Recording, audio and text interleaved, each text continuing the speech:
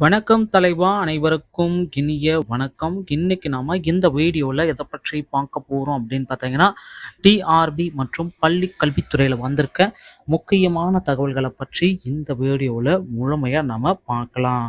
நம்ம சேனலுக்கு நீங்க புதியவராக இருந்தா subscribe and bell all set பண்ணி வச்சுக்கோங்க. பள்ளி கல்வித்துறை மற்றும் பிஜிடிஆர்பி, யூஜிடிஆர்பி, பிஆர்டிஇ இந்த எக்ஸாமுக்கு உண்டான மெட்டீரியல்கள் அனைத்துமே நம்ம சேனலில் இலவசமாக வழங்கப்படுகின்றன. ஸோ இதற்கு சம்மந்தப்பட்ட வீடியோக்கள் அடுத்தடுத்த வீடியோக்களில் நீங்கள் பெற்றுக்கொள்ளலாம். ஸோ இப்போதைய சுச்சுவேஷனில் மெட்டீரியல்கள் அனைத்துமே உங்களுக்கு இலவசமாக பெறணும் அப்படின்னு நீங்கள் எதிர்பார்த்தீங்கன்னா நம்ம சேனலை சப்ஸ்கிரைப் அண்ட் பெல்லை கிளிக் பண்ணி வச்சுக்கோங்க. நம்ம சேனலில் வர அப்டேட்ஸ் எல்லாமே உங்களுக்கு ரொம்ப ரொம்ப பயனுள்ளதாக இருக்குங்க. பணி நிரந்தரம் பள்ளி கல்வித்துறையில் தூய்மை பணியாளர்களை வலியுறுத்தியிருக்காங்க. பள்ளி கல்வித்துறை தூய்மை பணியாளர்களை பணி நிரந்தரம் செய்ய வேண்டும் என்று வலியுறுத்தப்பட்டது. தருமபுரி மாவட்ட பள்ளி கல்வித்துறை தூய்மை பணியாளர்கள் சங்க மாவட்ட பொதுக்குழு கூட்டம் மாவட்ட பொருளாளர் சுப்பு தலைமையில் தருமபுரியில் சனிக்கிழமை நடைபெற்றது. மாவட்ட செயலாளர் ரவிச்சந்திரன் முன்னிலை வகித்தார்.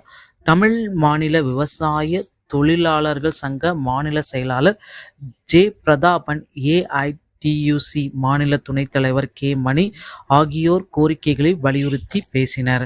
கூட்டத்தில் பள்ளி கல்வித்துறை தூய்மை பணியாளர்களுக்கு மாதந்தோறும் 5000 ஊதியம் வழங்கப்பட வேண்டும். மாதந்தோறும் 5ஆம் தேதிக்குள் ஊதியத்தை வழங்க வேண்டும். தமிழக அரசின் ஆணைப்படி 11,848 மாதம் ஊதியம் வழங்க வேண்டும். 10 ஆண்டுகள் பணி முடித்தவர்களுக்கு நிரந்தரமா பணி நியமனத்தை செய்ய வேண்டும்.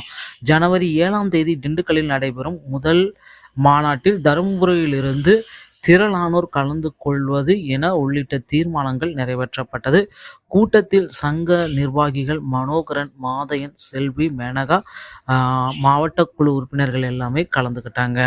ஸோ தூய்மை பணியாளர்களை பணி நிரந்தரம் செய்யுங்க அப்படின்ட்டு கோரிக்கைகளை வச்சுருக்காங்க. ஸோ இது மட்டுமே கிடையாது, தமிழகத்தில் அடுத்து ஆசிரியர்களும் பல்வேறு தரப்பட்ட போராட்டங்களை நடத்த போகிறதா அறிவிக்கை விட்டுட்டாங்க. ஸோ ஜாக்டோ ஜியோ உள்ளிட்ட அமைப்புகளும் தமிழகத்தில் மீண்டும் போராட்டங்களை துவங்க இருக்காங்க. இந்த போராட்டத்தில் பார்த்தீங்கன்னா நமக்கு ரொம்ப ரொம்ப இம்பார்ட்டண்டான விஷயங்கள் எல்லாமே நடக்கும். இந்த 149 ஜிஓவை நீக்கிறதுக்கு உண்டான ஆணைகள் எல்லாமே வெளியாகும். நியமன தேர்வு நடக்குமான்றதை பற்றியும் இந்த போராட்டத்தில் நமக்கு கிளியர் கட்டாக தெரிந்துவிடும்.